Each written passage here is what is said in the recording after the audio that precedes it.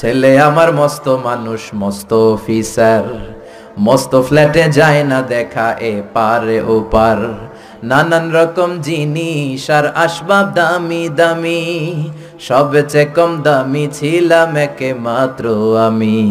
ছেলের আবার আমার প্রতি অগাধ সম্ভ্রম, আমার ঠিকানা তাই বৃদ্ধাশ্রম। ঠিক কি না? এজন্য আল্লাহ ডেকে বললেন, খবরদার, বাবা মারে বৃদ্ধাশ্রমে রেখে এসো না। তোমাদের জ্বালা যন্ত্রণা বাবা মা সহ্য করেছে, তোমারে ঘর থেকে বের করে দেয় নাই, এতিমখানায় রেখে আসে নাই। এজন্য বাবা মা যদি ঘরের মধ্যে পেশাব করে পায়খানা করে পরিষ্কার করবা, তাহলে তোমার জীবনটারে উজালা করে দিবে কে? আল্লাহ। বৃদ্ধাশ্রমে রেখে আসা যাবে? বাবা মারে যদি বৃদ্ধাশ্রমে রেখে আসো, মনে রাখবা তোর কপালে বৃদ্ধাশ্রমে জুটবে না। তুমি যদি বাবা মারে বৃদ্ধাশ্রমে রেখে আসো, তুমি বয়স্ক হলে তোমার কপালে বৃদ্ধাশ্রম নাই। ঠিক কি না?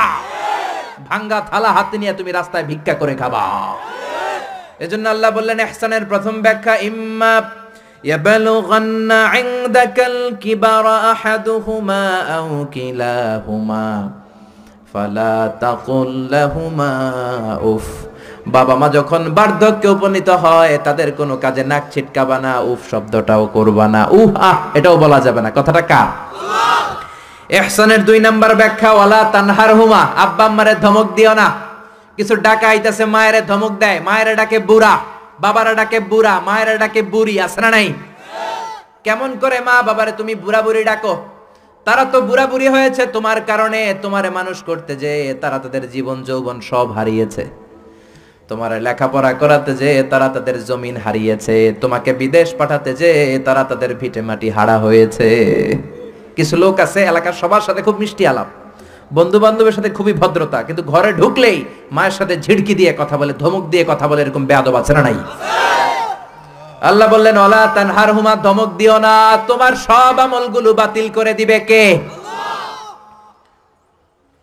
ওয়ালা তানহারহুমা ওয়া কুল লাহুমা কওলান কারীমা, বরং বাবা মার সাথে কোমল আচরণ করো। যত ভদ্রতা তুমি জানো, যত নম্রতা তুমি শিখেছো, যত কার্টিসি তুমি জানো, সব কার্টিসি বাবা মার সাথে মেইনটেইন করবা। যত সফটলি কথা বলা যায়, যত কোমল ভাবে কথা বলা যায়, যত মোলায়েম ভাষায় কথা বলা যায়, বলতে হবে কার সাথে? জোরে বলেন, রাজি আছেন তো? রাজি আছেন? এরপর আল্লাহ বললেন, ওয়াখফিদ লাহুমা জানাহায যুল্লি মিনার রাহমাতি ওয়া কুর রাব্বিরহামহুমা কামা রাব্বায়ানি সাগীরা। ওয়াখফিদ লাহুমা জানাহায যুল্লি মিনার রাহমা, বাবা মার জন্য রহমতের চাদর বিছিয়ে দাও। তোমার যত সম্পদ আছে মা বাবার পায়ের সামনে বিলিয়ে দাও, তোমার জীবনে বরকত দিবে কে? আল্লাহ। এজন্য প্রথম বেতন পেলে টাকাটা দিবেন মায়ের হাতে, গিফট কিনলে আগে দিবেন মাকে। বউরে দিবেন না ওটা বলতেছে না, বউরে তো দিবেনই, কিন্তু আগে মায়ের হাতে কিছু দিবেন, তাহলে আপনার ইনকামে বরকত দিবে কে? আল্লাহ।